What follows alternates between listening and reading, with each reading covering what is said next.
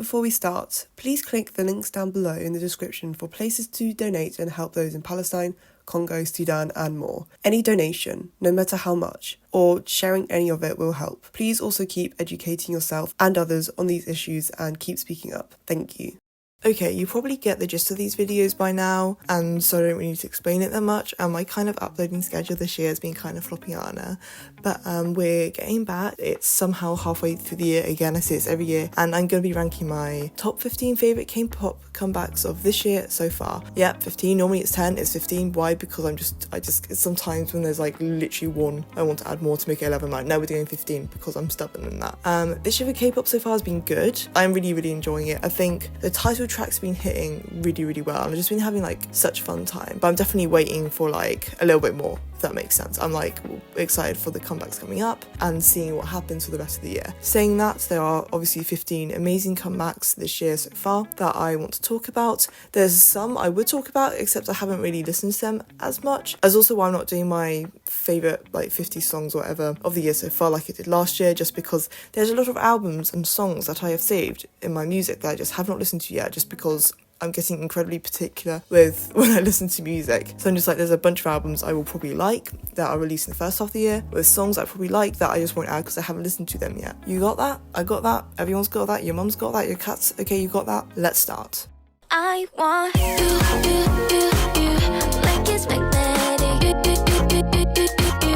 This is an extremely catchy song, just incredibly sweet and incredibly magical. I like the repetitive use during the chorus and how it transforms to be part of the instrumental as well. The lyrics and how they form around the instrumental is really well done. The dance is also really fun. The hand choreo during the chorus is hard to do, but is also really memorable, which is really good for the song. The sparkly electronic notes with the concept just work so well. It's bright. It's kind of like got a little futuristic tone to it, but works with this innocence, naivete when it comes to being with someone for the first time. Great debut with amazing energy.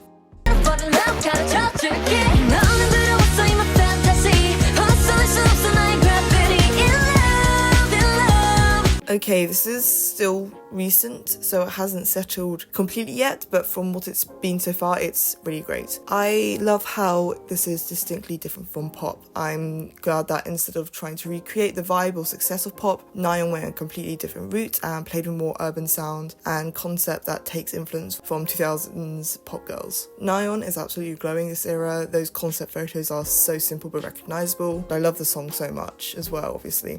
How the ABCD is incorporated throughout the lyrics is so clever. The choreo is so much fun as well. I wish I could say more about this, but again, I'm still kind of like, it's still kind of recent for me, so I haven't been able to watch like all the stages, all the performances yet, but so far so good.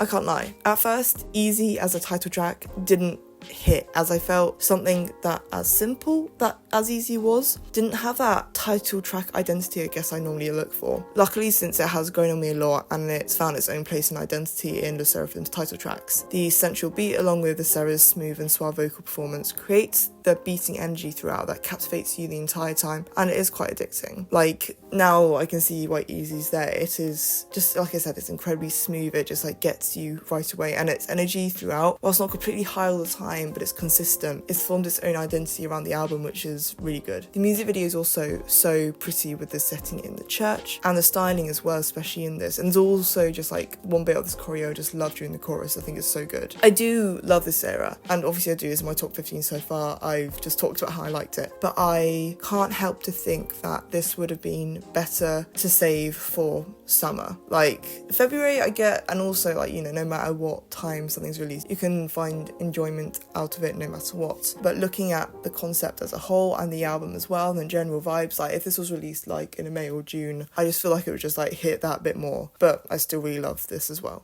Yeah, lady, call me super lady.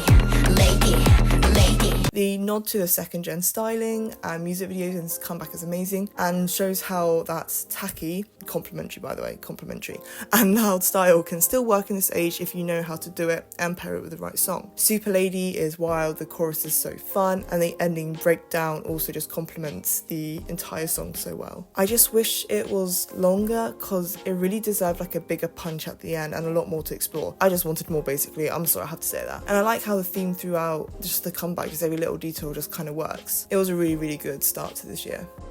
Cause my heart is burning, burning, burning. I know the main comeback for this was One Spark, but we do need to talk about the pre-release I Got You for a second. A tender and loving song about someone special to you that you know will always have your back. The instrumental is beautiful and sentimental and warm, like a summer evening spending it with your best friends. I love One Spark as well. The kind of drum and bass sound of One Spark is really fun. My Heart is Burning in the chorus, along with the great melody, always gets stuck in my head. I love the whole sunset and beachy vibes of this. I don't know what it was about comebacks in February that feel like it should have been a summer comeback, but like with Easy, I feel like this would have been a bit more effective if it was released now. Saying that, it's still really, really good, and I kind of love the concept photos as well, between the kind of like sunset iridescent background with the white outfits and those kind of clubby night outfits as well. Really good from Twice, of course, I love them. She wanna run it, dash. She wanna dash. She wanna run it, dash. She wanna dash. She wanna run it, dash. Okay, actually talking about comebacks that set up the year, Dash was one that blew my expectations out of the water. I loved MX last year and all they did, and I was so excited to see what they did next. Sonia was a brilliant pre-release that was different and quirky enough to make it stand out from previous title tracks, but also had the great experimental vibe that NMix had. Dash is just the NMix formula perfected. The mix-up was great, but not too different or too long, so it just felt like two songs stuck together. It was such a better blend and like a better through line throughout that made it a fun experience, but obviously not too disconnected. Like I said, it's just the MX formula perfected. There was like a sci-fi mystery-esque concept to this comeback. I just love this comeback for MX, the whole concept, and an amazing album as well.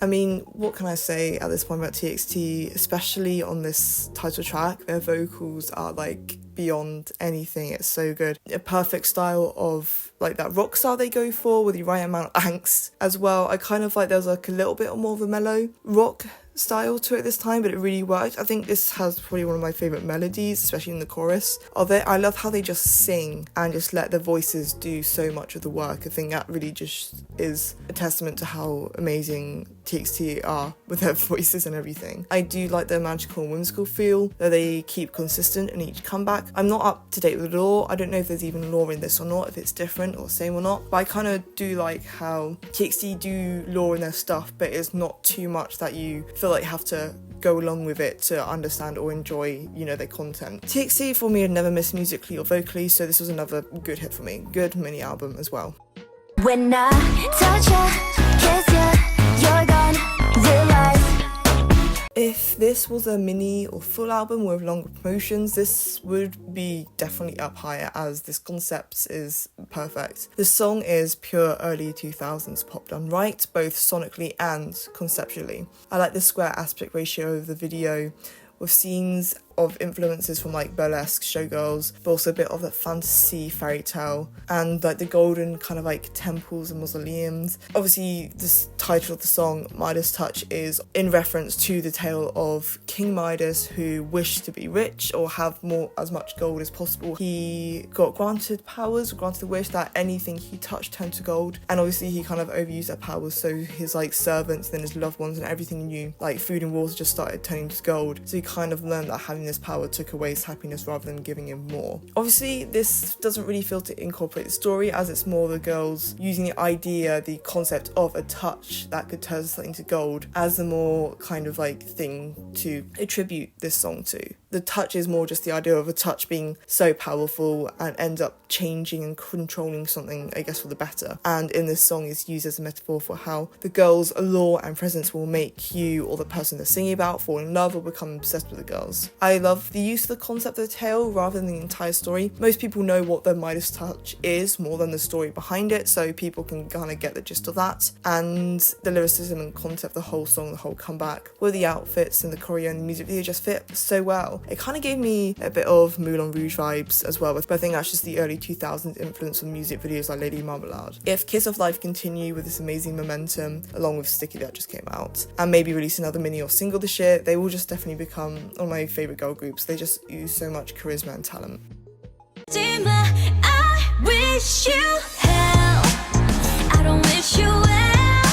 Wish You Hell's cheeky, passive-aggressive, idea of wishing someone you used to know the worst, with a little XXO at the end.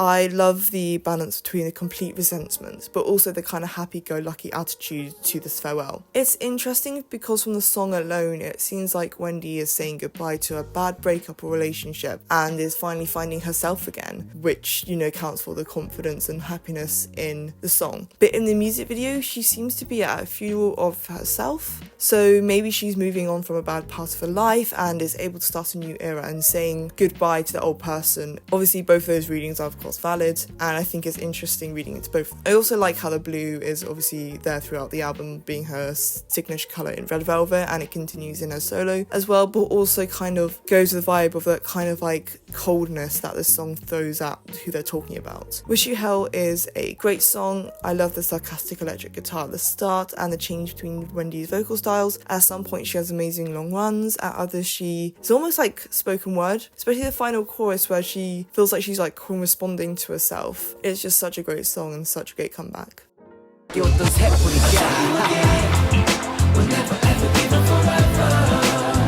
This literally came out of nowhere. I had a hint that obviously when BTS were in the military they had some little things set up for us, maybe a single or two, something like that. But the amount of fucking albums and comebacks that are coming out of them one after one after one, I'm not complaining, I'm just incredibly surprised and was not prepared for it. Hope on the Street being one of them. Hope on the Street is J-Hope's love letter and appreciation to his younger days when he started dancing and music and all that. The main track Neuron is literally named after the dance group he was part of before ever signing up to any entertainment company, before any of this started, and the groovy and nostalgic entire feel of the comeback is a great way to capture that. It feels reminiscent, but has this nice, fresh and unique undertone as well. You grasp the idea of being young and having this passion and drive to perform, and the warm feeling of looking back at that time as well and remembering where it all began. Neuron is such a feel-good track. It kind of reminds me of an anthem for the World Cup or the Euros or something, and I have so much fun with it. Hobie's passion and love for music on here really shines through. The music video is kind of more of a compilation of people dancing on the street, and the concept for this throughout is actually Hobie on the street. It is a continuation of On the Street from the year prior, as there is, the version of this on the album, but it's just Hobie's solo without the J. Cole verse. The message in itself is not subtle, it is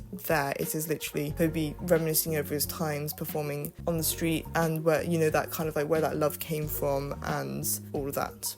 Here we go now. I'm untouchable. 말아서지 못해 시작됐어. I already knew this would be a hit because both Born to Be and Mr. Vampire were hits in my household. Mr. Vampire specifically has gone multi-platinum on my playlist. Untouchable lives up to its name. It's a kind of clubby and dance song coupled with a towering energy of confidence, and is some of the best work ITZY have ever done. The plastic black and fiery reds of this comeback really gives it a solid identity and adds to the feel and theme of the comeback as well. It does feel like a classic girl crush concept for a girl group, but ITZY add their own flair and experience to it, which makes it more special. I just love how the music video is also just a lot of fun. It has a lot of setting and scenery that feels like classic K-pop, but ITZY just take it to the next level and just make it so good. The one thing that would make this comeback better is obviously Leah being a part of it. I'm so glad though that she's getting better and looking after her mental health and well-being and getting rest, and I'm really happy at the recent news of her rejoining for the next comeback and making an appearance in the recent live as well. She looks amazing, she's glowing. I love Leah so much.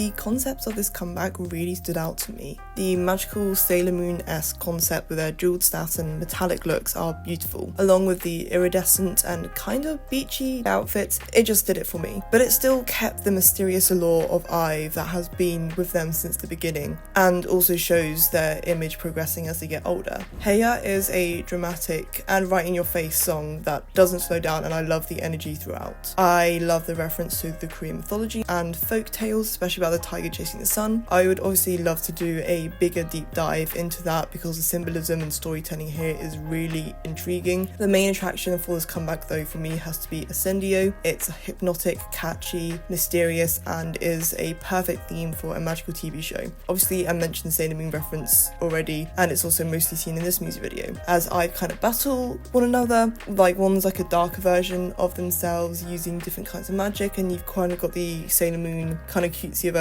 of themselves kind of fighting it out, busting out with staff, and it's just such like a fun music video with an amazing song with it. Heya and the entire comeback just perfects its concept and shows another great side of IVE, along with a great mini album as well. This is one of the highlights of the year so far.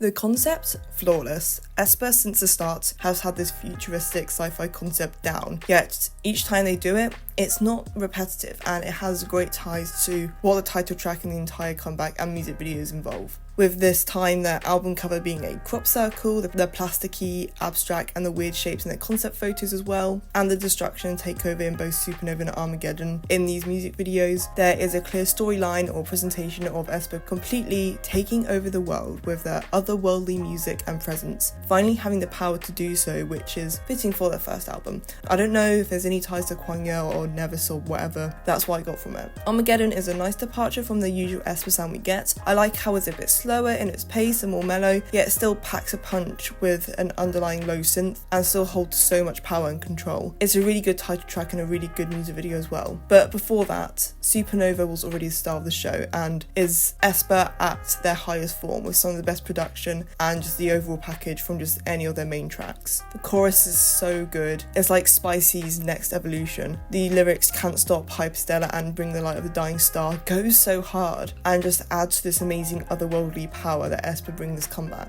The breakdown and the bridge with the dance is so fun every time. The OAs are great filler words that add to the weirdness but power of the song. I also love how chaotic the music video is. Winter is flying, Ning Ning is blowing stuff up. It just makes so much sense, and it's just also just so much fun. Although I don't like the weird still images of the girls at the end with the failed mouth movements, which I can't tell if it's AI or not. But yeah, this is a hit through and through and such an enjoyable comeback, and I loved every second of it. Goddamn laws. I've never been to a club before I hit the club. Look, I'm no music expert. I think I've made that clear from my many videos of just using the same words over and over again to describe music that I have no idea what I'm talking about. Nor do I know the technical terms or any knowledge in producing music. But listening to this album and experiencing all the songs, performances and music videos makes me want to learn all this, because this album is just extraordinary, and its amazing production, lyrical work just makes you want to learn about it, so I can talk about it for like days on end. From the brilliant main tracks of Come Back to Me, a slow reminiscent pouring of love for the human experience, and Lost, a truly satirical, humorous and upbeat sense of not belonging somewhere at all, aligned with the album's name, to the deep cuts like Credit Roll at the end. Namjoon has created a phenomenal musical experience, completely different and evolved from his previous work. And the accompanying music videos tell beautiful stories sprinkled with the human experience, abstract pieces and humour as well. The first time I listened to this album, it was just like I knew Namjoon was a musical prodigy and he's amazing, but even hearing this album I was like, Jesus Christ, this is amazing, this is so good. I wish I could listen to this album again for the first time because I miss it, and each song has its own identity and own reason for being there, and it's so good. This is something that if I want to explain or talk about in full, I'm definitely going to save it for its own thing or later. I hate pulling it, but that's for another video. But this is going to be on my long list of things that I should talk about on its own for a video. I would genuinely love to talk about this album more in the future, so yeah, that'd be great. It's so good. 조금 더 머무르면 어때 나의 별이 조금 외롭게.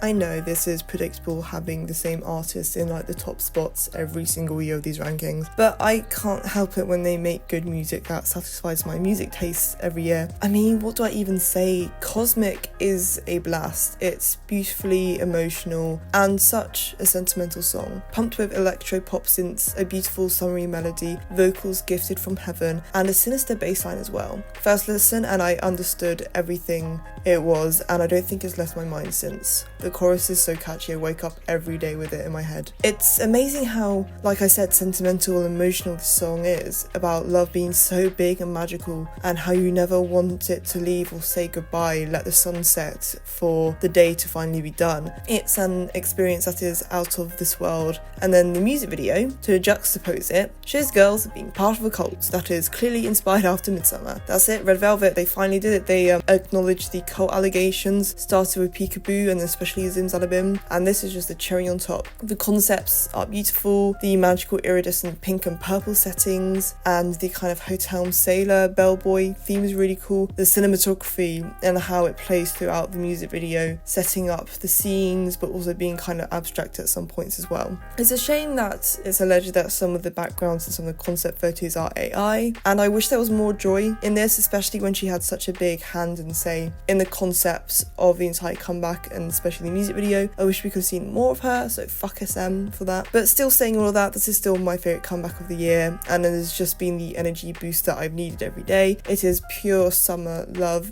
with an incredibly dark and sinister undertone, which is to be expected from Red Velvet.